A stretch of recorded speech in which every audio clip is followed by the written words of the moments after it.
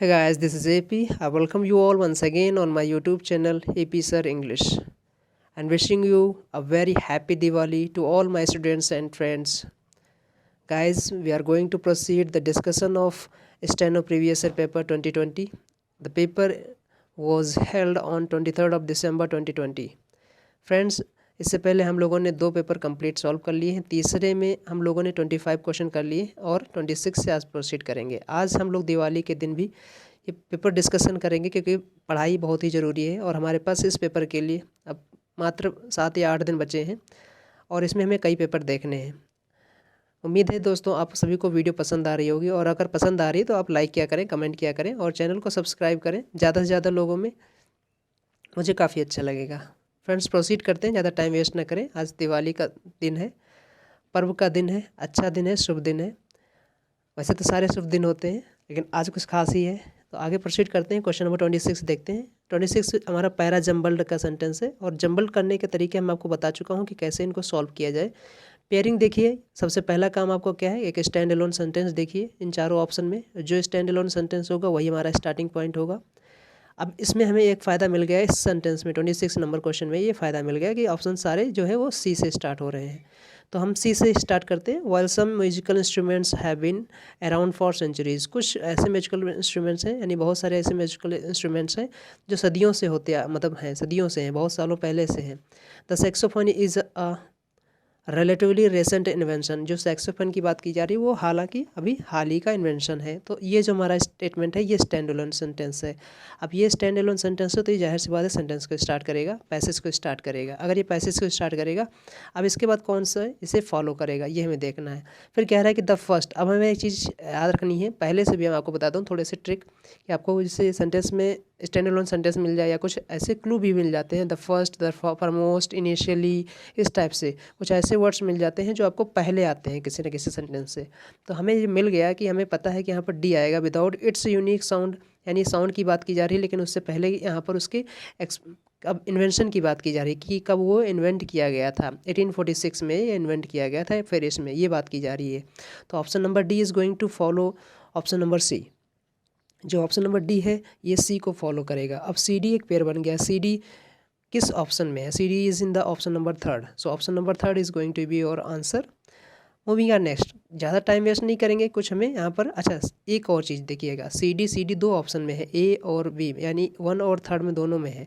तो अब हमें देखना है कि सी डी के डी के बाद ए आएगा या डी के बाद बी आएगा, फिर से हमें कुछ देखना पड़ जाए। जब ऐसे ऑप्शंस मिल जाएँ तो बिल्कुल आपको थोड़ा प्रोसीड करना पड़ेगा। अब देखिए यहाँ पर सेंटेंस में कि सी डी ए बी ही क्यों सही है।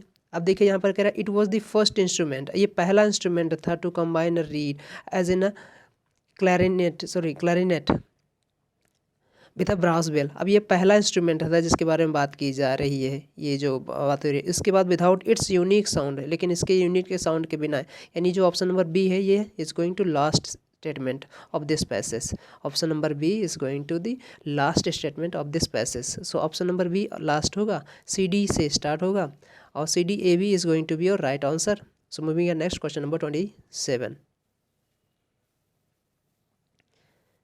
27 in the sentence identify the segment the contains the grammatical error. एक ऐसा सेगमेंट आपको आइडेंटिफाई करना है जो ग्रामेटिकल एरर कंटेन करता है। कह रहा है कि द एक्यूज्ड वर फाइनली, अब हमें सेंटेंस के सब्जेक्ट वर्ब एग्रीमेंट देखना है। द एक्यूज्ड यहाँ पर अभी एक चीज़ समझने वाली बात है कि एक्यूज होता क्या है। एक्यूज मतलब होता है कि जो पर्सन ऑफेंस से चार्ज किया जाए ना, चार्ज्ड विथ एन ऑफेंस, उसे बोलते हैं एक्यूज्ड। अब एक्यूज्ड की अगर कैम्ब्रिज डिक्शनरी में अगर बात करें या फिर किसी और ऑक्सफोर्ड डिक्शनरी में बात करें तो उसमें जो एक्यूज्ड है वर्ड ये नाउन भी होता है, एडजेक्टिव भी बनता है। एडजेक्टिव कब बनेगा? जैसे मैं कहूँ कि एक्यूज्ड पर्सन, अब पर्सन नाउन हो गया, एक्यूज्ड व्हाट, एक्यूज्ड एडजेक्टिव हो गया। लेकिन अगर अकेले एक्यूज्ड आए तो एक्यूज्ड नाउन है और ये नाउन सिंगुलर भी हो जाएगा, प्लूरल भी हो जाएगा। यहाँ पर जो कॉन्सेप्ट यूज किया गया है जरा ढंग से देखिएगा, क्योंकि इस बच्चे ने जो आंसर दिया था, जिस भी स्टूडेंट का ये है, वो ऑप्शन नंबर 4 दिया था। ये मान के ऑप्शन नंबर उसने 4 दिया होगा कि द एक्यूज्ड सिंगुलर है तो वार ना होकर वहाँ पर वाज होगा, लेकिन ये गलत है। हाँ, ये सही हो सकता था, ये सही हो सकता था जब यहाँ पर कोई चीज़ मेंशन हो गई होती। यहाँ पर जो एग्जामिनर है, जो ग्रामेरियन है, जो एग्जामिनर है सॉरी, उसने क्या दिमाग लगाया कि वो इसने लगाया कि जो जनरली जो एडजेक्टिव होते हैं जो किसी ह्यूमन बीइंग को रिप्रेजेंट करते हैं, जैसे पुअर हो जाए, रिच हो जाए, अगर इनके पहले हम कोई आर्टिकल द लगा देते हैं, कोई आर्टिकल नहीं, सिर्फ आर्टिकल द लगा देते हैं, article definite the article the लगा देते हैं, तो ये पूरी की पूरी कम्युनिटी को रिप्रेजेंट करते हैं। और जब पूरी की पूरी कम्युनिटी को रिप्रेजेंट करते हैं तो ये फिर प्लूरल हो जाते हैं। जैसे मैं कहूँ द पुअर, अब द पुअर इज नहीं होगा, द पुअर आर होगा। अगर आपको पुअर इज लगाना है तो द पुअर मैन इज लगाओ, तब तो सही हो जाएगा, क्योंकि मैन आपने सिंगुलर कर दिया। अब मैं एक मैन की बात की जा रही है, द पुअर मैन प्लूरल हो जाएगा।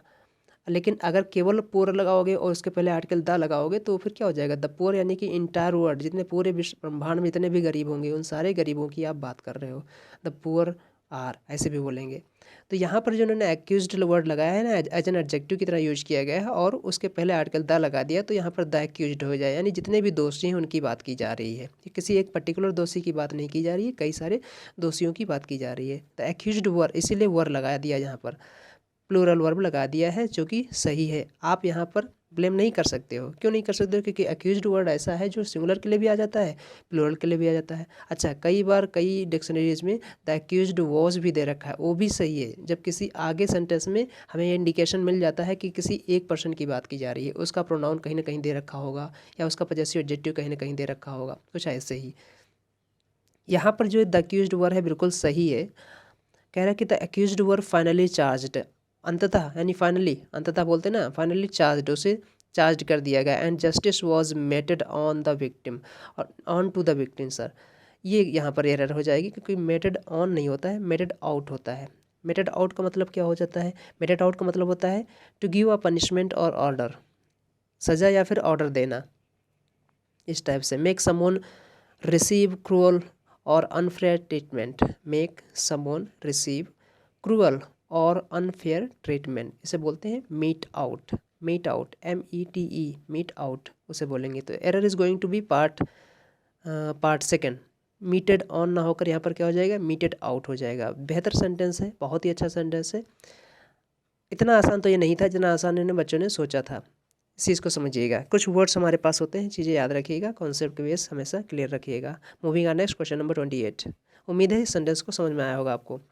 क्वेश्चन नंबर 28 कह रहा है कि select the passive form of the given sentence. She is teaching, she is teaching present continuous tense है। She is teaching home, the children botany. आप उठा लो, बॉटनी क्या पढ़ा जाए, बॉटनी उठा लो। तो बॉटनी इज़ बीइंग टॉट, हमारा कौन सा बनेगा? प्रेजेंट कंटिन्यूअस टेंस का पैसिव है, सॉरी एक्टिव है, तो इसका पैसिव भी इज़ बीइंग से बनेगा या आर बीइंग से बनेगा, सेंटेंस सब्जेक्ट के अकॉर्डिंग। तो अब देखिए हमारे पास कौन सा ऑप्शन है, ऑप्शन एलिमिनेशन। देखिए पहला तो हैज़ बीन लगा दिया, पहले ही गलत। Second, video conferencing her is being taught to the children taught bought, ये तो उल्टा सीध बना दिया, बिल्कुल गलत है, कोई सेंस ऑफ है ही नहीं, सेंटेंस है ही नहीं है। थर्ड नंबर कह रहा है कि बॉटनी इज लर्नड, इन्होंने प्रेजेंट इंडेफिनिट बना दिया है, जो कि वहाँ पर ऑलरेडी प्रेजेंट कंटिन्यूअस दे रखा था, तो उसका पैसिव प्रेजेंट कंटिन्यूअस ही रहेगा। So fourth number is going to be your right answer, botany is being taught.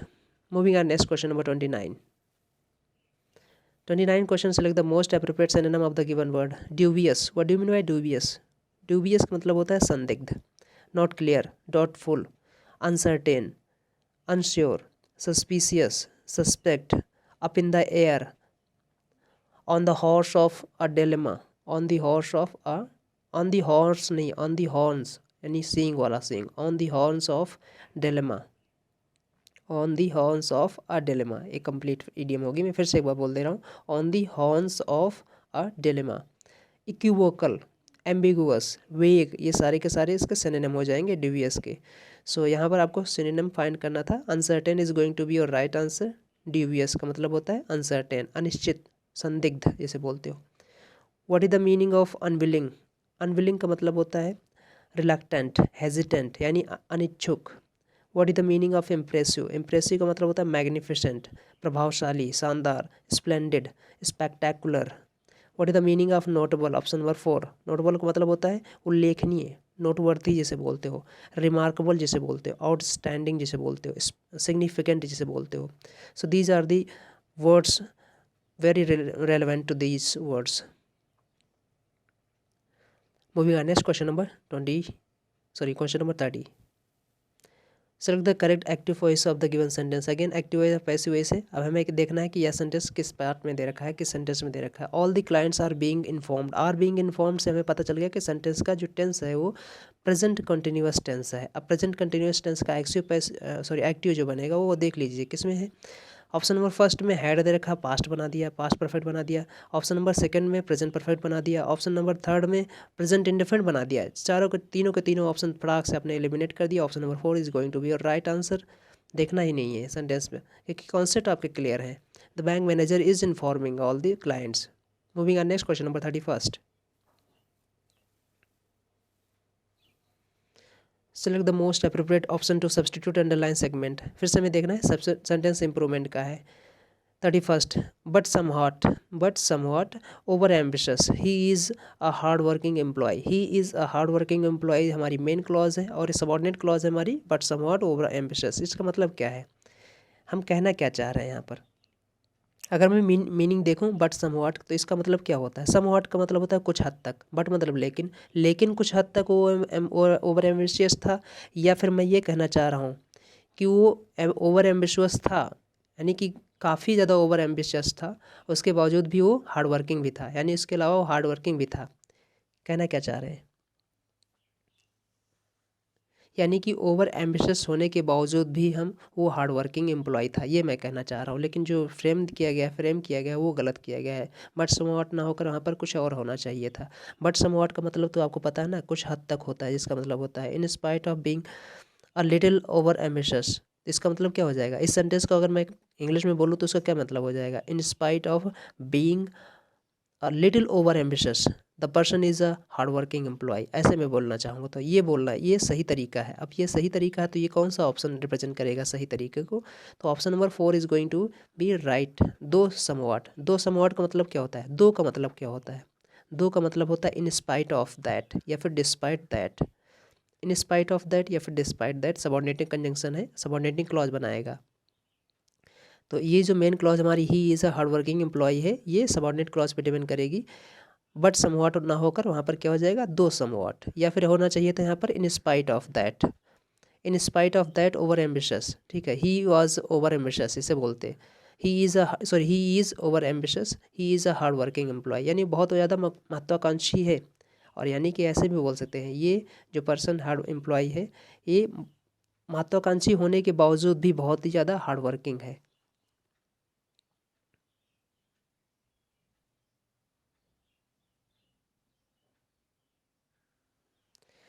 उम्मीद है समझ में आया होगा आपको। ऑप्शन नंबर फोर्थ में सही है। ऑप्शन नंबर थर्ड क्यों गलत है, अनलेस समवॉट, मतलब समवॉट कुछ हद तक, अनलेस तो बिल्कुल नई मीनिंग कन्वे कर रहा है। सेकंड नंबर कह रहा है इफ़ समहाउ। इफ़ समहाउ का मतलब अगर किसी भी तरह, अगर किसी भी तरह इसे बोलते हैं इफ़ समहाउ।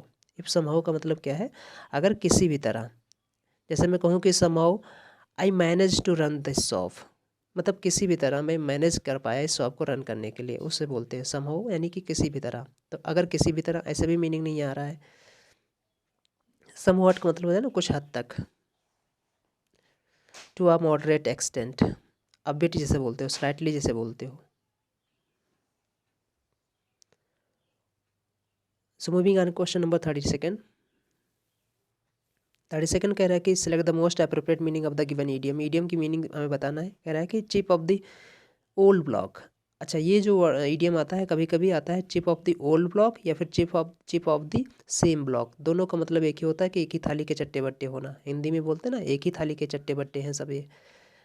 तो पहले टीचर हम लोगों को ऐसा बोला करते थे कि ये सब एक ही थाली के चट्टे बट्टे हैं, कोई काम नहीं करता, सब काम चोर हैं, ऐसे बोल देते थे, सब एक ही थाली के चट्टे बट्टे। तो क्या बोलेंगे, chip off the old block या फिर सेम ब्लॉक। इसका मतलब क्या हो जाएगा, इसका मतलब हो जाएगा किसी के करेक्टर या किसी का पर्सनालिटी या किसी का बिहेवियर या किसी का लुक किसी के जैसा हो, उसे बोलते हैं। समवन हुज कैरेक्टर और personality resembles that of his parent. Parent में कोई भी हो, मम्मी या पापा, या फिर उसका बिहेवियर या फिर उसका लुक या फिर उसका क्या बोल देंगे, इंटरफेस जिसे बोल सकते हो, यानी दिखावा जिसे बोलते हो। तो बिहेवियर हो जाए बेसिकली लुक के लिए ज़्यादा माना जाता है, बिहेवियर के लिए माना जाता है, करेक्टर के लिए भी माना जाता है, पर्सनालिटी उसकी जैसी है। रिजेंबल एक वर्ड आपको मैं बता दूं, रिजेंबल के साथ जनरली जो प्रपोजिशन लगा देते हैं वो रिजेंबल टू लगा देते हैं, लेकिन आपको पता होना चाहिए कि रिजेंबल कोई प्रपोजिशन नहीं लेता है। जैसे मैं कहूँ कि she resembles to her mother, गलत हो जाएगा, क्या हो जाएगा, सही होना क्या होगा, शी रिजेंबल्स हर मदर, सही हो जाएगा। कई बार एग्जाम में पूछा गया है, रिजेंबल के साथ प्रपोजिशन यहाँ पर लगा देते हैं टू, रिजेंबल के साथ प्रपोजिशन टू नहीं लगेगा, resemble. So resemble never takes any preposition, ध्यान रखिएगा इस चीज़ को, कई बार एग्जाम में पूछा गया है और एग्जाम में ऐसे ही आ जाता है, she resembles to her mother, लेकिन ऐसा गलत हो जाएगा, शी रिजेंबल्स हर मदर सही हो जाएगा। हर मदर या हर सिस्टर जो भी लगाना हो, या हर फादर जो भी लगाना हो चाह रहे हो लगा सकते हो, शी की जगह पर आप ही लगा सकते हो, कोई भी दे सकते हो अपने अकॉर्डिंग। तो moving on next question number, यहाँ पर जो आंसर हो जाएगा one who resembles a parent strongly, ठीक है, अ पेरेंट स्ट्रांगली मतलब किसी के जैसा है, बोलते हैं ना हिंदी में कि एक ही थाली के चट्टे बट्टे होना, उसे बोलते हैं। Moving on next question number 33, idiom है, इनकी अपनी मीनिंग होती है और याद रखना पड़ेगा। कभी कभी इनकी लिटरल जो मीनिंग होती है वो इम्प्लाइड मीनिंग से मिलती जुलती होती है, और कभी कभी जो होती है उनकी लिटरल मीनिंग इम्प्लाइड मीनिंग से कई गुना अलग होती है, वो बेहतर अलग होती है, ये अलग होती है। यही ईडियम होते हैं। ईडियम और फ्रेज में क्या डिफरेंस है मैंने आप प्रीवियस वीडियो में बता दिया हूँ, सॉरी प्रीवियस वीडियो में बता चुका हूँ इससे पहले, तो उनको जरूर देखिए आप। Moving on next question number 33, fill in the blank with the most appropriate word. अब यहाँ पर जो हमारा है फिल इन द ब्लैंक का सेंटेंस है, the excruciating pain, what do mean by excruciating. Excruciating का मतलब होता है बहुत ही तीव्र, तीव्र बहुत ही तेज, और बेसिकली दर्द के लिए यूज किया जाता है एक्सक्रूसिएटिंग पेन।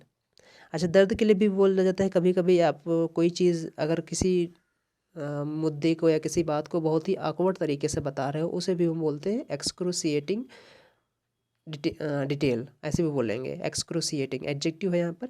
द एक्सक्रूसिएटिंग पेन यानी बहुत ही तीव्र दर्द जिसे बोलते हो, इन द डैश लेग। अब देखो लेग हमारे यहाँ पर नाउन है, यानी नाउन अगर नाउन है तो इसके पहले हमें कोई एडजेक्टिव होना चाहिए था। एडजेक्टिव कौन सा वर्ड बनता है आपको पता ना, एडजेक्टिव वो वर्ड होता है जो किसी नाउन को डिस्क्राइब करे, लेकिन हमें यहाँ पर वर्ब्स दे रखी है। अब हमें पता है वर्ब की जो थर्ड फॉर्म होती है वो एडजेक्टिव बनने का काम करती है, वर्ब की थर्ड फॉर्म है वो एडजेक्टिव बनने का काम करती है। इन भाई साहब ने जो आंसर दिया है वो ऑप्शन नंबर इन्होंने शायद ऑप्शन नंबर इन्होंने थर्ड दिया है, हाँ थर्ड दिया है, जो कि ब्रोक दिया है, गलत दिया है, क्योंकि आपको पता ना ब्रोक तो सेकंड फॉर्म है वर्ब की, यहाँ पर वर्ब की फर्स्ट फॉर्म्स दे रखी हैं। ब्रेक यानी option number second base form है, ब्रेक्स ऑप्शन नंबर फर्स्ट जो है वो हमारी सिंगुलर फॉर्म है, और ऑप्शन नंबर जो थर्ड है ब्रोक ये हमारी सेकंड फॉर्म है, ऑप्शन नंबर फोर्थ जो दे रखी है ये हमारी एडजेक्टिव फॉर्म है और वर्ब की थर्ड फॉर्म है। तो यही हमारी वर्ब की थर्ड फॉर्म भी बनती है और यही हमारी वर्ब की सॉरी एडजेक्टिव फॉर्म भी बनती है। तो यहाँ पर क्या होना चाहिए, ब्रोकन विंडो ब्रोकन लेग ऐसे बोलते नहीं हो, आसान है चीज़ें। तो the excruciating pain in the broken leg यानी broken leg made her wince as she try to stand. Made her wince मतलब, विंस का मतलब क्या होता है, what do you mean by wince, wince का मतलब क्या होता है। ग्रिमेस आपने वर्ड सुना है, ग्रिमेस, ग्रिमेस का मतलब होता है ना एक shrinking moment sorry shrinking moment बोलते हो ना, जैसे आप कोई चीज़ दर्द में ऐसे बॉडी को ऐंठन करते हो या फिर मुंह बनाते हो इधर उधर, या फिर किसी awkward सिचुएशन में किसी अपने आप को ऐसे बॉडी ऐंठन करते हो या फिर मुंह बनाते हो, उसे बोलते हैं विंस। हिंदी में अगर मैं बताऊं प्योर हिंदी वर्ड में तब, मेक अ स्लाइट ग्रिमेस या फिर shrinking movement of the body out of pain distress और ऑन इन डिस्गस्टिंग और ऑन इन डिस्गस्टिंग, ऐसे ऐसे बोलेंगे। कैसे बोलेंगे, विंस का मतलब क्या हो जाएगा, make a slight grievance sorry make a slight grimace shrinking movement of the body out of pain distress या फिर on in disgusting. Friends light चली गई, थोड़ा सा डिस्टर्बेंस हुआ, एकदम से लाइट चली गई। चलिए प्रोसीड करते हैं, आगे बढ़ते हैं। Question number 34, so option number fourth is going to be your answer, your right answer, because broken hair is a adjective, is an adjective in the parts of speech. Moving on next question number 34। 34 में question कह रहा है कि in the sentence identify the segment that contains the grammatical error. Again हमारा grammatical error का sentence है, देखना है कि किस पार्ट में एरर है। As the experience of many countries, as यहाँ पर जो है कंजंक्शन ऑफ रीजन है, और जब भी सेंटेंस एज से स्टार्ट होगा आगे कोई हमारा इसका कोऑर्डिनेटिंग कंजंक्शन या सॉरी सबऑर्डिनेटिंग कंजंक्शन नहीं होगा इसके साथ, क्योंकि conjunction as, since, because, since as because से जब भी कोई सेंटेंस स्टार्ट होगा तो आगे कोई हमारा पास कंजंक्शन नहीं दे रखा होगा, और एग्जामिनर क्या कर देता है, अगर सेंटेंस एज, सिंस, बिकॉज से स्टार्ट करेगा और आगे सो लगा के दे देगा, सो या कुछ और लगा दिया, दैट लगा दिया, इस टाइप से, दैट तो चल जाएगा, सो लगा दिया या कुछ और लगा दिया। दैट भी कब चलेगा, जब वहाँ पर वो कंजंक्शन होगा तब नहीं चलेगा। एज ए रिलेटिव प्रोनाउन तो चल जाएगा, और दैट कंजंक्शन होता भी नहीं है, रिलेटिव प्रोनाउन की तरह यूज होता है।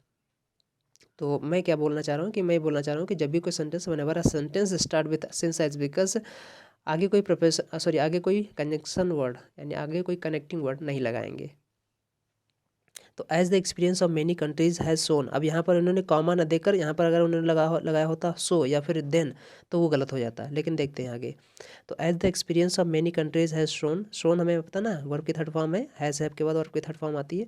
Prevention is better than to cure, ये हमारी क्या है, प्रोवर्ब है, कहावत है। कहते नहीं कि परहेज़ जो है वो दवाई से ज़्यादा अच्छा होता है, या फिर इलाज से ज़्यादा अच्छा होता है, परहेज़ इलाज से ज़्यादा बेहतर होता है, यही बोलते हैं। तो prevention is better than to cure ना होकर prevention is better than cure, ये हमारी प्रोवर्ब है और इसको याद रखना पड़ेगा। Prevention is better than cure बेहद आसान है, आपको इस पर ज़्यादा चर्चा करने की ज़रूरत नहीं है क्योंकि आप सभी को ये आता है। मूविंग है नेक्स्ट क्वेश्चन नंबर 35।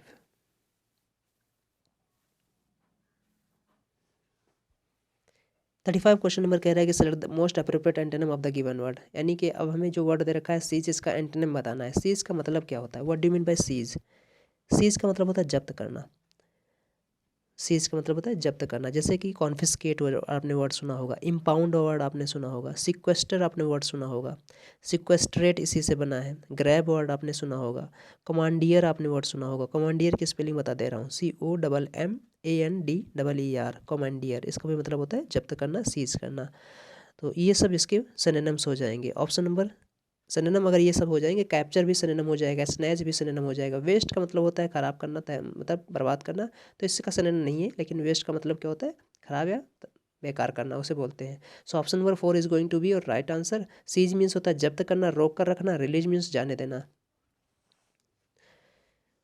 उम्मीद है आपको समझ में आ रहा होगा। अगर समझ में आ रहा है तो वीडियो को लाइक किया करें, सब्सक्राइब किया करें। वीडियो को देख तो लेते हैं लेकिन आप लोग लाइक नहीं कर सकते हैं, लाइक नहीं करते हैं, सॉरी कर सकते नहीं, लाइक करते नहीं हैं। और चैनल को सब्सक्राइब करें, ज़्यादा से ज़्यादा लोगों में शेयर करें। Moving on next question number 36। Select the most appropriate option to substitute, no substitution, यानी कि हमारा जो सेंटेंस है वो सेंटेंस इंप्रूवमेंट का है। अगर कोई इंप्रूवमेंट हमें चाहिए या फिर लगे कि ज़रा से भी इंप्रूवमेंट की रिक्वायरमेंट है और ऑप्शन में दे रखे होते हैं। देखिए सेंटेंस इंप्रूवमेंट जो पॉइंट होता है, ज़रूरी नहीं कि जो सेंटेंस दे रखा होता है वो पूरा का पूरा गलत हो सकता है वो थोड़ा बहुत मीनिंग दे रहा हो, लेकिन अगर उसमें इंप्रूवमेंट की रिक्वायरमेंट है और ऑप्शन जो दे रखे हैं अगर उनको फिल करने से वो उसमें और अच्छी इंप्रूवमेंट आती है तो बिल्कुल आपको आंसर देना पड़ेगा। कभी कभी ऐसा जो मेंस में पेपर आते हैं उसमें क्या होता है, कभी कभी एग्जामिनर ऐसा सेंटेंस दे देगा जिसमें एरर तो नहीं है, अगर ग्रामेटिकली देखें तो कोई एरर नहीं है, लेकिन अगर उसके अलावा कोई और ऑप्शन देखें तो वो ऑप्शन ज़्यादा बेहतर तरीके से वहाँ पर सुइटेबल होते हैं, तो हमें वही ऑप्शन सेलेक्ट करने पड़ते हैं। ये चीज़ सेंटेंस इंप्रूवमेंट होती है। इसीलिए कहते हैं कि जो हमारी कोर इंग्लिश जहाँ पे परखी जाती है वो सेंटेंस इंप्रूवमेंट और क्लोज टेस्ट में परखी जाती है, फिल इन द ब्लैंक में परखी जाती है। एरर में तो कोई तुक्का भी मार सकता है, लेकिन यहाँ पर बड़ी कॉन्सेप्ट की चीज़ें आपको याद होनी चाहिए और फिर आपकी यहाँ पर कॉन्सेप्ट क्लियर आपका होना चाहिए। तो कह रहा है कि इट इज़ हार्टनिंग, क्या चीज़ हार्टनिंग है, बड़ी भयावह है, क्या चीज़ भयावह है, इट इज़ हार्टनिंग। अब आपको बताना it is heartening what, it is heartening to see. अब देखो सीइंग नहीं होगा, यहाँ पर देखना है कि अब हमें देखना है कि सीन वर्ड तो नहीं आएगा, क्योंकि सीन जो है वर्ब की थर्ड फॉर्म है जो यहाँ पर नहीं आएगी बिना किसी हेल्पिंग वर्ब के। तो यहाँ पर देखिएगा, और यहाँ पर एडजेक्टिव फॉर्म भी नहीं, तो हमें क्या होना चाहिए, हमें पता ना it is heartening, it heartening what, heartening to see, क्या चीज़ देखने के लिए, दैट एवरीवन इज ऑब्जर्विंग, हर कोई ऑब्जर्व कर रहा है, क्या कर रहा है, द रेगुलेशंस स्ट्रिक्टली, बहुत ही सख्त तरीके से रेगुलेशंस को ऑब्जर्वेशन कर रहा है। तो अब यहाँ पर ऑप्शन है, हमें देखना है कि सेंटेंस गलत क्यों है। सेंटेंस इसलिए गलत है क्योंकि seen that everyone is observing गलत हो जाएगा यहाँ पर, टू सी दैट, क्योंकि हार्टनिंग के बाद जो नेक्स्ट वर्ब आएगी वो 2+V1 के साथ इन्फिनिटिव के साथ आएगी। तो it is heartening to see, it is heartening to see what, that everyone is observing what, the regulations, how, strictly, strictly जो है एडवर्ब ऑफ मैनर है। सो ऑप्शन नंबर फर्स्ट क्यों गलत है? To see that everyone will observe. अच्छा, एक चीज़ और सीखिएगा सेंटेंस इंप्रूवमेंट में। सेंटेंस इंप्रूवमेंट की एक खास बात होती है कि जिस भी लहजे में या जिस भी कॉन्टेक्स्ट में वो सेंटेंस दे रखा होगा, आपको कोशिश करना है कि उसी कॉन्टेक्स्ट में आंसर देना है। अगर उस कॉन्टेक्स्ट में आंसर जो ऑप्शन है वो गलत है तो फिर आप किसी और कॉन्टेक्स्ट में मूव करेंगे। अदरवाइज आपको उसी कॉन्टेक्स्ट में, कॉन्टेक्स्ट कहने मतलब है कि वही टेंस, वही सेम मीनिंग, वही सेम सिचुएशन। अभी देखो यहाँ पर जो ऑप्शन दे रखा है वो प्रेजेंट की बात की जा रही है, तो हमारे पास ऑप्शन नंबर 4 जो है वो प्रेजेंट को रिप्रेजेंट कर रहा है, आंसर सही है। ऑप्शन नंबर फर्स्ट कहीं से गलत नहीं है, लेकिन वो फ्यूचर की बात करने लगा है, फ्यूचर की बात करने लगा है तो वो गलत हो जाएगा यहाँ पर। ऑप्शन नंबर थर्ड गलत है। Seeing that everyone are, everyone के साथ आर नहीं आता है, सिंगुलर आता है, इज आता है, नो सब्स्टिट्यूशन, तो गलत है ये। Option number 4 is going to be your right answer. Moving on next question number 37। Select the most appropriate option to substitute the underlined segment in the given sentence. If no substitution is required, select no substitution. Again, sentence improvement sentence है। कह रहा है कि Kenny asked Sue, Kenny ने Sue से कहा या पूछा, if she had any idea. अच्छा, ये सेंटेंस जो हमारा नरेशन का है बिल्कुल सही से फ्रेम किया गया है, क्योंकि ये हमारा नरेशन में रहा होगा इन डायरेक्ट में शी हैज़, तो वहाँ पर शी हैज़ का उन्होंने क्या कर दिया, शी हैड कर दिया।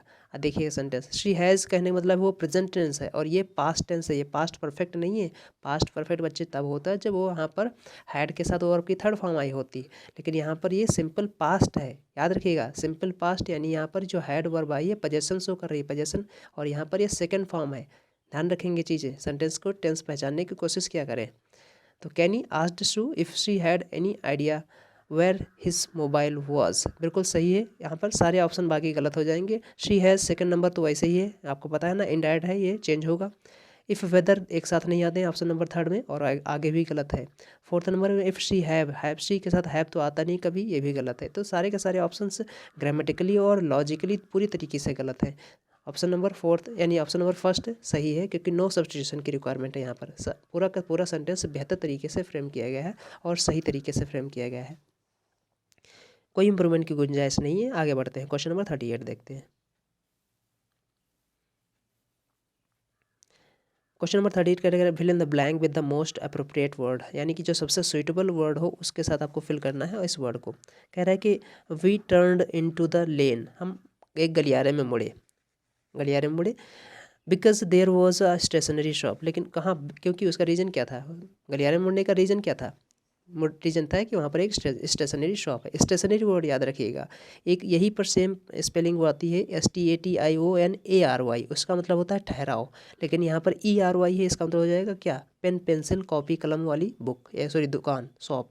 कैसे याद रहेगा, यहाँ पर ई है तो पेन वाला, पेन से ई याद रखिएगा, पेंसिल पेन वाला, सॉरी PEN पेन वाला, तो याद रहेगा। हाँ, और वो क्या हो जाता था, वो स्टेशनरी, थोड़ा सा अंतर है, उसमें ए है इसमें ई है, ए में ठहराव हो जाएगा, ई में पेन पेंसिल कॉपी कलम दुकान हो जाएगी, याद रखिएगा। तो कई बार एग्जाम में पूछा गया, ये छोटी छोटी जो बातें होती हैं एग्जामिनर तुरंत डाल देता है और जल्दी हम लोग जब तेज़ी से पढ़ते हैं तो समझ नहीं पाते हैं, लेकिन छोटी छोटी बातें हमें सीखना है, और क्योंकि छोटी छोटी बातें सीखेंगे तभी बड़ी बातों से हम निजात पा पाएंगे, सोल्यूशन पा पाएंगे, क्योंकि छोटी छोटी बातें सीखते जाएंगे, बड़ी बातें कभी आएंगी नहीं, यानी बड़े प्रॉब्लम्स कभी आएंगी नहीं। We turn into the lane because there was a stationery shop. अब देखो लिखा है the end of it for us to buy the pencils, देखो आगे भी पेंसिल्स भी दे रखा है, पेंसिल्स भी नीडेड। अब यहाँ पर बात की जा रही है कि प्रपोजिशन कौन सा यूज किया जाएगा। कुछ लोग यही मान के चलेंगे यहाँ पर प्रपोजिशन जो आता है वो फिक्स्ड प्रपोजिशन आता है। मैंने कई बार बताया है, क्लास में भी अपने बच्चों को बताता रहता हूँ, और मैं जिस तरीके से सिखाता हूँ, एक टेक्निकल तरीके से हमारा पढ़ाने का तरीका है, हर एक चीज़ को कॉन्सेप्ट के साथ और रीज़न के साथ कि क्यों ऐसा हुआ, ऐसा क्यों हो रहा है, तो रटना कभी नहीं है। कुछ वर्ड्स जो आते हैं अपने साथ प्रपोजिशन ऑलरेडी ले के आते हैं, वो रीज़न ये है ले के नहीं आते हैं, वो प्रपोजिशन हमेशा उन्हीं के साथ लग जाते हैं, लगते रहते, तो हम लोग क्या बोल देते हैं कि फिक्स्ड प्रपोजिशन हो गया। हालांकि फिक्स्ड प्रपोजिशन जैसी कोई कॉन्सेप्ट किसी भी बुक में नहीं है, मैंने बहुत अच्छी अच्छी बुकें पढ़ी है। तो अब यहाँ पर समझिएगा, यहाँ पर हम क्या प्रपोजिशन लगाएंगे। देखिए भाई साहब, प्रपोजिशन कौन सा लगाए हैं, आंसर ऑप्शन नंबर इन्होंने दिया है थर्ड ऑप्शन इन्होंने दिया है, बहुत ही सही आंसर दिया है, थर्ड ही लगेगा यहाँ पर, एट द एंड होगा। अच्छा, यहाँ पर जो सारे ऑप्शन जो प्रपोजिशन दे रखे हैं, बाई, इन, एट, ऑन, सब कुछ लग सकते हैं, यहाँ पर सब कुछ लग सकते हैं, लेकिन फिर से मैंने बताया ना, प्रपोजिशन जो लगते हैं वो सिचुएशन के अकॉर्डिंग लगते हैं। यहाँ पर जो सिचुएशन डिमांड की जा रही है वो एट प्रपोजिशन लगेगा। अब एट द एंड का मतलब क्या हो जाएगा, कोई बताएगा? एट द एंड का मतलब क्या हो जाएगा, बताएं। आपको पता है ना एट प्रपोजिशन के बारे में। एट जो है वो टाइम के लिए लगता है, एट जो है प्लेस के लिए लगता है, एट जो है कोई एक्टिविटीज़ दर्शाई जा रही वहाँ पर भी लग जाता है। अच्छा, एट द एंड मतलब कहने का मतलब है क्या है? एट द एंड का मतलब है कि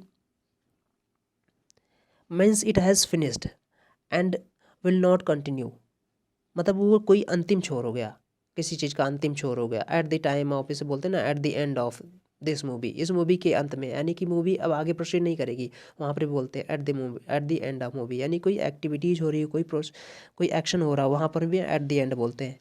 अच्छा, ऐसा नहीं कि इन द एंड नहीं है, एट द एंड पहले समझ लीजिए। एट द एंड का मतलब होता है टू अ स्पेसिफिक टाइम और location, to a specific time और लोकेशन। तो स्पेसिफिक टाइम और लोकेशन, यहाँ लोकेशन की बात की जा रही है कि अंतिम छोर पर, तो अंतिम छोर पर एट द एंड हो जाएगा। अच्छा, इन द एंड होता है कि नहीं होता? बिल्कुल होता है, इन द एंड भी होता है। इन द एंड का मतलब होता है कंक्लूजन, अंततः, जैसे बोलते हैं फाइनली, इवेंचुअली, ये इडियोमेटिक है, in the end. So option number third is going to be your right answer, at the end of it. By the end क्या नहीं होता? होता है, बिल्कुल होता है। बाय द एंड बोल सकते हैं ना, by the end of this month, इस महीने के अंत तक हम लोग कुछ कर लेंगे, इस टाइप से बोल देते हैं, बाय द एंड बोल देते हैं ना, by the end of this month, by the end of this day, by the end of evening, यानी शाम होते तक। तो सारे प्रिपरेशन लग जाएंगे, सबकी मीनिंग अलग अलग होगी। ऑन द एंड ऑफ, बिल्कुल ये भी लग जाएगा, ये भी सिचुएशन पे डिपेंड करेगा। तो यहाँ पर सारे के सारे जो प्रिपरेशन होते हैं वो सिचुएशन पे डिपेंड करते हैं, तभी वो इसी के अकॉर्डिंग लग जाते हैं। और at preparation is going to be right here. Moving on next question number 39।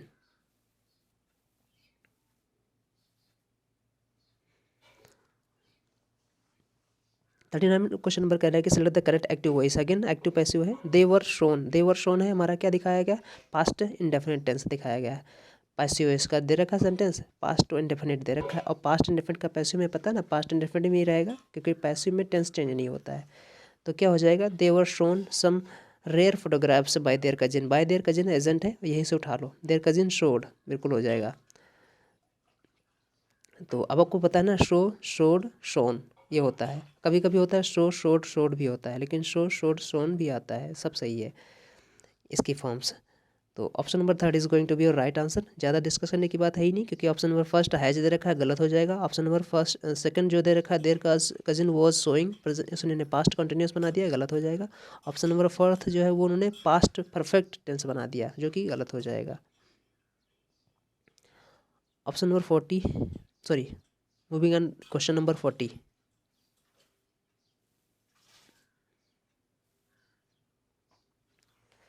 40 में कह रहा है कि fill in the blank with the most appropriate word. फिर से हमारा आ गया सेंटेंस इंप्रूवमेंट का है, sorry fill in the blank का है। कह रहा है कि साइंटिस्ट आर इन्वॉल्व। अब आपको बता, इन्वॉल्व के साथ बड़ा ही आसान है, प्रिपरेशन इन आता है। इन्वॉल्व के साथ अब देखो, जैसे यहाँ पर कहा जाए कि प्रिपरेशन इन फिक्स्ड होता है, हाँ, इन्वॉल्व के साथ प्रिपरेशन ज़्यादातर केसेज में इन आता है, इसलिए हम लोग क्या बोल देते हैं कि इन्वॉल्व जो है प्रिपरेशन लेता है इन, इसे बोल देते हैं फिक्स्ड। ऐसा होता कुछ नहीं, इन्वॉल्व के केस में ज़्यादातर जो प्रिपरेशन आता है वो इन आता है, क्योंकि आप शामिल होते हो किसी चीज़ में, तो किसी चीज़ में शामिल होना। Scientist are involve in the search of therapeutic, तो इन्वॉल्व एट नहीं होगा, involve in the search of, क्योंकि प्रिपरेशन इन्वॉल्व के साथ इन आता है ज़्यादातर केसेस में, और इन यहाँ पर सही है। Moving on next question number 41। 41 में कह रहा है इन the sentence identify the segment that contains the grammatical error. फिर से ग्रामेटिकल एरर सेंटेंस है, किस पार्ट में ग्रामेटिकल एरर है ये हमें आइडेंटिफाई करना है, और फिर आंसर उसके अकॉर्डिंग देना है। एज देयर वर, फिर से अगेन आ गया, मैंने बताया ना एज के साथ, सिंस एज बिकॉज, इनके साथ अगर सेंटेंस स्टार्ट हो रहा हो तो आगे कोई और वर्ड आप सो दैट, ये सॉरी सो देन नाउ, ऐसे कुछ नहीं, सॉरी सो देन या फिर इस टाइप से कोई नहीं लगाएंगे हम, व्हेन इस टाइप से नहीं लगाएंगे, क्योंकि कोई और कंजंक्शन हम नहीं लगाएंगे, ये हम कहना चाह रहे हैं। तो यहाँ पर कह रहा है as there were only one cab available. अच्छा, यहाँ पर याद रखिएगा एज देयर वर। अब हमें यहीं से एक चीज़ समझ में आ गई, इससे पहले भी मैं आपको बता चुका हूँ कि जो देयर होता है ये एक इंट्रोडक्टरी सब्जेक्ट होता है, इसके बाद जो वर्ब आती है इसके बाद आने वाले नाउन पर डिपेंड करती है। अगर इसके बाद आने वाला नाउन जो है सिंगुलर है तो वर्ब सिंगुलर आएगी, इसके बाद अगर verb plural, sorry noun plural है तो वर्ब प्लूरल आएगी। कैसे समझिएगा, एक छोटे से एग्जाम्पल से, जैसे मैं कहूँ एक राजा था, देयर वॉज अ किंग, फिर मैं कहूँ दो राजा थे, वहाँ 2 राजा थे, देयर वर 2 किंग्स। अब देखो किंग्स हमारा चेंज हुआ तो वर चेंज हो गया, किंग उस पहले वाले सेंटेंस में किंग था तो वाज था, तो देयर तो नहीं चेंज हुआ। देयर एक इंट्रोडक्टरी सब्जेक्ट है जो अपने बाद वर्ब लेगा अपने बाद आने वाले नाउन के अकॉर्डिंग। तो यहाँ पर जो बात की जा रही है, as there were only one cab available, केवल एक ही कैब थी, तो केवल एक ही कैब थी तो यहाँ पर वर होगा या वाज होगा, जाहिर सी बात है वाज हो जाएगा। तो ऑप्शन नंबर 4 में एरर है, यानी पार्ट 4 में एरर है। एज देयर वर ना होकर क्या हो जाएगा, as there was. As there was only one cab available and there was surge pricing, और ज़्यादा प्राइसिंग, बहुत ज़्यादा प्राइसिंग थी। सर्ज मतलब एकदम से बढ़ोतरी। We decided to share it, हम लोगों ने डिसाइड किया इसे शेयर करने के लिए। Moving on next question number 42। In the sentence identify the segment that contains the grammatical error. Again 42 में जो है वो ग्रामेटिकल एरर का सेंटेंस है, देखते हैं। कह रहा है कि इफ़ यू वॉक फास्टली, सबसे पहले, इससे पहले भी आपको कई बार बता चुका हूँ कि फास्टली कोई वर्ड ही नहीं है। See there is no word fastly such like, as fastly like कोई वर्ड ही नहीं है, क्योंकि फास्ट जो है अपने आप में एडवर्ब है, एडजेक्टिव है, नाउन भी है। जैसे मैं बोलूँ ही इज़ अ फास्ट बॉलर, तो यहाँ पर फास्ट क्या हो जाएगा, बॉलर के पहले आया है तो एडजेक्टिव बन जाएगा। जैसे मैं कहूँ शी रन्स फास्ट, तो यहाँ पर फास्ट क्या हो गई, एडवर्ब हो गई। She runs how fast, fast adverb हो गई यहाँ पर। मैं कहूँ कि ही इज़ फास्ट टुडे, वो आज व्रत है, तो यहाँ पर फास्ट क्या हो गया, नाउन हो गया। तो जो फास्ट वर्ड है, मैं कई बार इससे पहले भी डिस्कस कर चुका हूँ कि फास्ट जो वर्ड है अपने आप में क्या मीनिंग कन्वे करेगा, क्या ग्रामेटिकल मीनिंग कन्वे करेगा, ये डिसाइड करेगा ये कि सेंटेंस में फ्रेम कैसे किया गया है, सेंटेंस में फ्रेम कहाँ पे किया गया, कैसे किया गया, इस टाइप से। तो वो आपको समझना चाहिए, तभी आपकी बेहतर इंग्लिश होगी। तो इफ़ यू वॉक फास्टली ना होकर इफ़ यू वॉक फास्ट हो जाएगा, यहीं पर एरर है, आगे हमें कोई देखना ही नहीं है। फर्स्ट सेकंड पार्ट में एरर है, if you walk fast, fastly नहीं होगा, आपको याद रखना पड़ेगा इस चीज़ को। Moving on next question number 43। 43 में कह रहा है कि आपको नो इम्प्रूवमेंट का सेंटेंस है, देखते हैं। कह रहा है wait at this billing counter, कह रहा है wait at this billing counter unless I have bring. अब देखो ये गलती दे रखा, अनलेस आई हैव, आपको पता ना हैव हैज़ के बाद वर्ब की थर्ड फॉर्म आती है। ब्रिंग ना होकर यहाँ पर ब्रॉट होता तो चल जाता, कुछ मतलब चलता नहीं, तब भी गलत होता, लेकिन फिर तब एक दिमाग और ज़्यादा तरीके से लगाते। लेकिन हमें पहले ही पता चल गया, देखने में एरर पता चल गई कि इस पार्ट में एरर है, तो यानी सब्स्टिट्यूशन तो रिक्वायरमेंट है, तो नो सब्स्टिट्यूशन वाला ऑप्शन ही खत्म हो जाएगा। अनलेस आई हैव ब्रॉट, क्या ये सही हो जाएगा, ऑप्शन नंबर फर्स्ट जो दे रखा है, देखते हैं।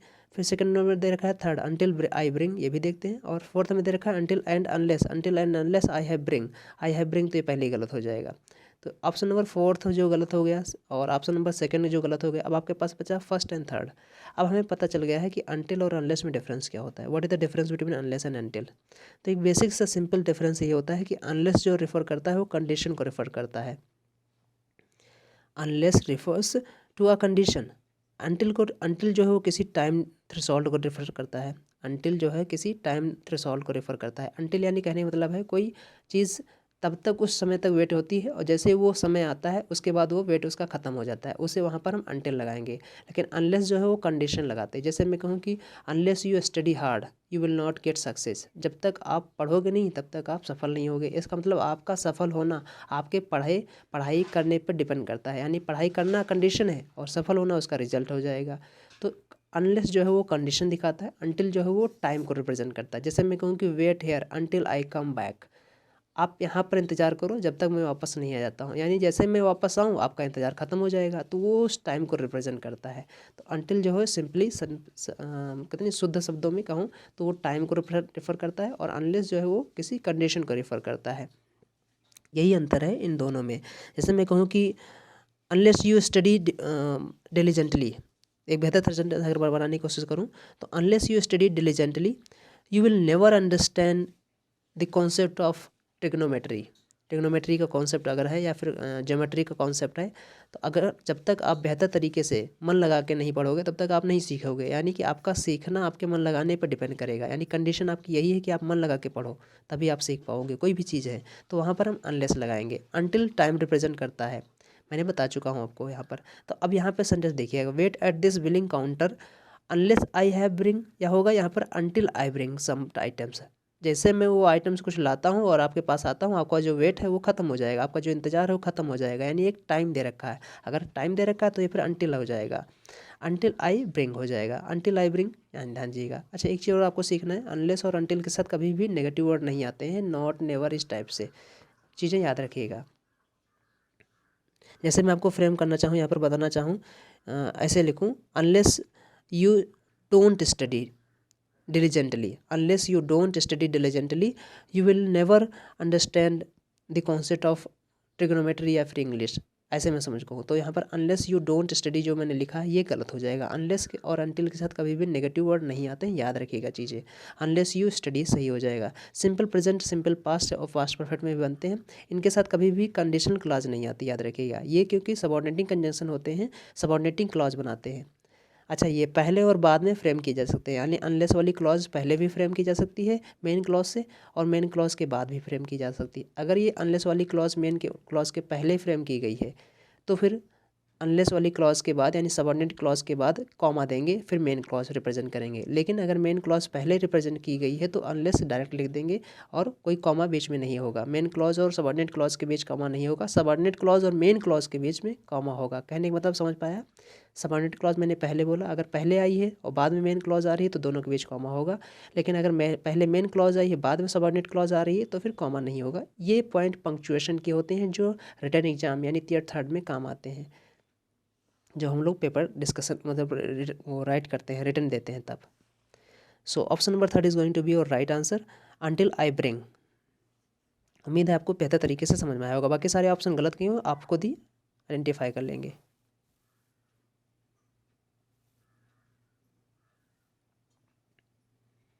मूविंग है नेक्स्ट क्वेश्चन नंबर 44। फिर से अगेन जम्बल्ड पैराग्राफ है, इसमें दे रखा है 3 ऑफ विच आर जम्बल्ड, यानी 3 में से जम्बल्ड दे रखे हैं, एक हमारे यहाँ पर कोई फिक्स्ड है। फिक्स्ड कौन सा है? यानी ऑप्शन नंबर डी जो है वो फिक्स्ड है, क्योंकि डी से सारे पार्ट स्टार्ट हो रहे हैं। तो डी हमें देखना है, अगर फर्स्ट फिक्स्ड है तो यहाँ पर बाकी सारे ऑप्शन देख लेता हूँ। अब यहाँ पर अनियन की बात की जा रही है, हर्बैकेसियस के है, विनाइल का है और एमारलिस का फैमिली का है, एमारलिस फैमिली का ही है। इसके बाद हम बात की जा रही है, तो इसके बाद हमें क्या हो जाएगा? Initially native to south western, initially यानी प्रारंभ में इसकी बात की जा रही है, किसकी? अनियन की। तो डी के बाद सी आएगा, C is going to follow D, यानी डी सी पेयर है किसी में, हाँ डी सी पेयर है। डी सी किस में है? ऑप्शन नंबर सेकंड और थर्ड दोनों में है। अब हमें देखना डी के बाद सी आएगा, डी के बाद सी के बाद ए आएगा या सी के बाद बी आएगा। अब देखिए, दो they are low in nutrition, अच्छा यहाँ पर यद्यपि वो न्यूट्रिशन में कम है, मतलब उनकी बहुत ज़्यादा महत्वता नहीं है, किसकी? प्याज की। लेकिन बाद में किया जा रहा है कि कहाँ कहाँ वो डिशेज किए जाते हैं, सर्व कहाँ कहाँ किए जाते हैं? डिशेज में किए जाते हैं, एज स्ट्यूज किए जाते हैं, रोस्ट किए जाते हैं, सूप में किए जाते हैं, सलाद में किए जाते हैं। यानी कि ऑप्शन नंबर बी जो होगा वो लास्ट स्टेटमेंट होगा, क्योंकि ऑप्शन नंबर ए में कह रहा है कि यद्यपि उनके बहुत ज़्यादा न्यूट्रिशन नहीं है फिर भी वो कहाँ कहाँ सर्व किए जाते हैं, इन सब चीज़ों में सर्व किए जाते हैं, रोस्ट में, सूप में, सलाद्स में। यानी कि option number B is going to be the last statement of this passage. अगर बी लास्ट स्टेटमेंट होने वाला है तो D C A B is going to be your right answer, option number second is going to be your right answer. Moving on next question number 45। In the sentence identify the segment sentence contain the grammatical error. फिर से again हमें grammatical error sentence देखना है, क्या error है? No sooner had the lockdown been announced, अच्छा ये lockdown की बात की जा रही है, प्री कोविड के पहले की बात की जा रही है। अभी देखिए, जैसे मैं आपको पता है ना, नो सूनर से स्टार्ट हो जाए तो नो सूनर के साथ सबऑर्डिनेटिंग कंजंक्शन जो आता है इसका कोरिलेटिव कंजंक्शन जैसे बोलते हो, कोरिलेटिव कंजंक्शन, सबऑर्डिनेटिंग नहीं कोरिलेटिव कंजंक्शन बोलेंगे। कोरिलेटिव कंजंक्शन जो आता है नो सूनर के साथ वो देन आता है, व्हेन नहीं आता है। और बहुत बार एग्जाम में व्हेन लगा के दे देंगे, व्हेन लगा के देंगे या फिर देन लगा के दे देंगे, लेकिन यहाँ पर आएगा क्या? देन आएगा, THA then, THAN then, no sooner then, no sooner then भी नहीं, नो सूनर व्हेन भी नहीं, याद रखिएगा। व्हेन कब लगता है? हार्डली और स्कार्सली के साथ व्हेन लगा देते हैं, वहाँ पर एग्जामिनर क्या कर देगा? देन लगा देगा, सब उल्टा पुल्टा कर देता है। तो हार्डली स्कार्सली के साथ व्हेन, नो सूनर के साथ दैन, THAN दैन वाला, देन नहीं दैन। तो यहाँ पर क्या हो जाएगा? No sooner had the lockdown. अच्छा, नो सूनर से जब भी सेंटेंस स्टार्ट होगा तो सेंटेंस में पार्शियल इन्वर्जन होगा। पार्शियल इन्वर्जन मतलब कि putting the helping verb before the subject. Main verb तो सब्जेक्ट के बाद ही रहेगी, लेकिन हेल्पिंग वर्ब को सब्जेक्ट के पहले उठा के रख देंगे, तो उसे पार्शियल इन्वर्जन को बोल देंगे। पार्शियली क्यों बोलेंगे इसे? पार्शियल इन्वर्जन भी बोलते हैं इसे, हाफ इन्वर्जन भी बोलते हैं। हाफ इन्वर्जन यानी इन्वर्जन तो हुआ लेकिन आधा ही हुआ, क्योंकि आपने हेल्पिंग वर्ब को सिर्फ उठा के सब्जेक्ट के पहले रख दिया वहाँ पर। इन्वर्जन मीन्स होता है पलटना, पलट के देना, तो उसे बोलते हैं। तो इसलिए हाफ इन्वर्जन, क्योंकि आपने सिर्फ और सिर्फ हेल्पिंग वर्ब को उठा के रख दिया है। अगर फुल इन्वर्जन होता तो हेल्पिंग वर्ब और मेन वर्ब जो भी वर्ब होती है वो सब्जेक्ट के पहले आती है, लेकिन जो यहाँ पर इन्वर्जन है वो हाफ इन्वर्जन है, पार्शियल इन्वर्जन है।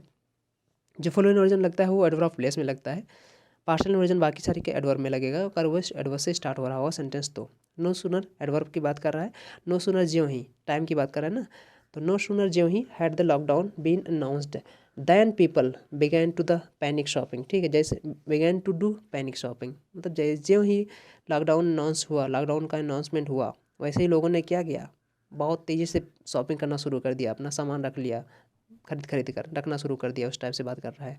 So option number 4 is going to be your right answer. Error क्या है यहाँ पर, व्हेन ना होकर देन होगा, THAN then. Moving on, next question number 46।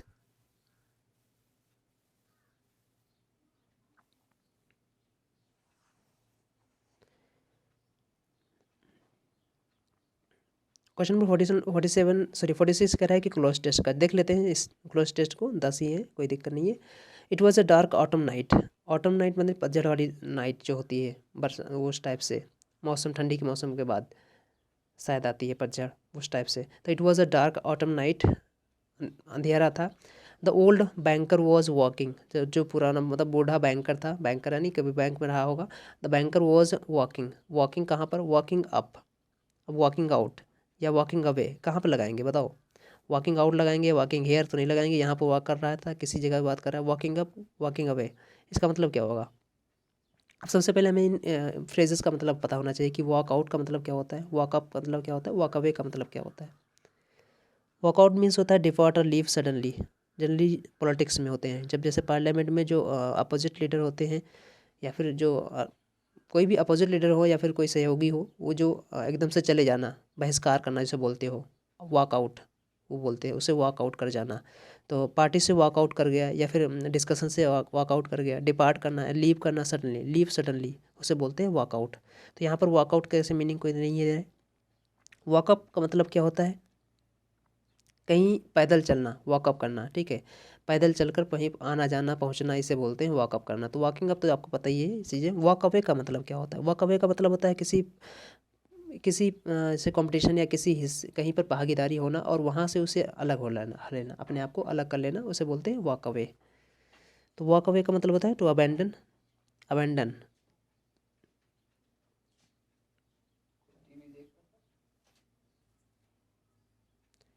So here is option number 3 is going to be right answer, walk up.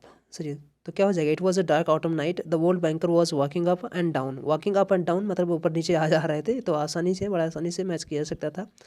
And his and down his study and remembering, he was walking up and down his study and remembering. अच्छा, वो study को अपने मतलब देख रहा था, इस चीज़ को क्या देख रहा था, एंड रिमेंबरिंग, और याद करते हुए, क्या याद करते हुए, 15 ईयर्स बिफोर, 15 ईयर्स बिफोर यानी 15 साल पहले, क्या हुआ था 15 साल पहले, कुछ बता करिए जाएगा तो देखेंगे 47 में। अच्छा, कैसे 15 साल पहले, हाँ बिल्कुल सही है। विच कब नहीं होगा, वेनेवर का मतलब होता है जब कभी, दोज मतलब वो पुराने दिन। अच्छा, दोज 15 ईयर्स हम लगा सकते थे, लेकिन आगे अगर प्रोसीड ना करते तो यहाँ पर बात जो की जा रही है वो हाउ की जा रही है, कि रिमेंबरिंग हाउ 15 ईयर्स बिफोर, 15 साल पहले, कैसे 15 साल पहले क्या हुआ था, कोई इंसिडेंट हुआ होगा, बिल्कुल जाहिर सी बात। देखते हैं क्वेश्चन नंबर आगे 48 में, बेहद आसान है, इसमें ज़्यादा चर्चा करने की जरूरत नहीं है।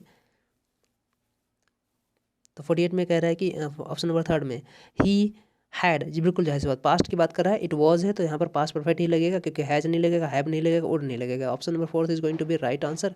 आपको ज़्यादा देखना ही नहीं है, कितना आसान है। तो he had given a party one autumn evening, मतलब एक शाम को उन्होंने पार्टी दी थी, और उस चीज़, उस सारी बातों को याद करते हुए वो ऊपर नीचे क्या कर रहा था, स्टडी को कर रहा था अपनी। तो इस चीज़ को देखते हैं, ऑप्शन नंबर ऑप्शन नंबर 4 में देखते हैं। ऑप्शन नंबर 4 में कह रहा है कि अच्छा, there had been many clever man present. अच्छा, यहाँ पर देयर ही क्यों लगेगा, क्योंकि अभी मैंने बताया कि यहाँ पर एक इंट्रोडक्टरी सब्जेक्ट की रिक्वायरमेंट है। Those had been many clever man नहीं लगाएंगे, देन हैड बीन मैन नहीं लगाएंगे, वेयर हैड बीन नहीं लगाएंगे। वेयर मतलब अगर लगा देंगे तो फिर इंट्रोगेटिव बन जाएगा। There had been many in clever man present, वहाँ पर बहुत सारे क्लेवर मैन प्रेजेंट थे, किसमें, उस पार्टी में जो उन्होंने उस शाम को पार्टी दी थी। आगे बढ़ते हैं क्वेश्चन नंबर 5 में। समझ में आया ना देयर कैसे लगाया, अभी मैंने बताया इससे पहले।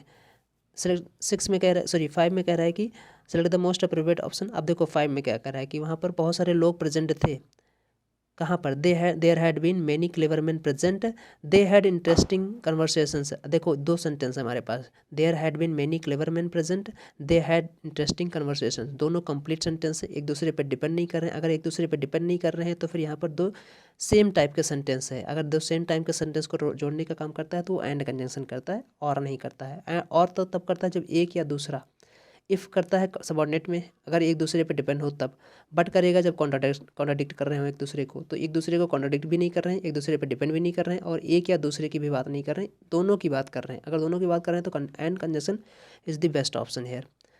सो फिफ्थ में एंड हो जाएगा, and they had interesting conversations, और उन्होंने बहुत ही इंटरेस्टिंग कन्वर्सेशन भी किया था। पास्ट की बात कर रहा है, हैड लगा है यहाँ पर। क्वेश्चन नंबर 51 में देखते हैं। क्वेश्चन नंबर 51 में कह रहा है कि कन्वर्सेशन के बाद among other things they had talked, मतलब बहुत सारी चीज़ों में उन्होंने जो बात की, किसके बारे में बात की, विद इन नहीं लगाएंगे, ऑल्सो नहीं लगाएंगे, असाइड नहीं लगाएंगे। असाइड मीन्स होता है तो पुट समथिंग असाइड, दरकिनार कर देना किसी चीज़ को। विद इन मीन्स होता है with in time frame. Also means भी होता है, इसका मतलब आपको पता है ना, अलग अलग तरीके से यूज किए जाते हैं। तो among is going to be your best option, option number first.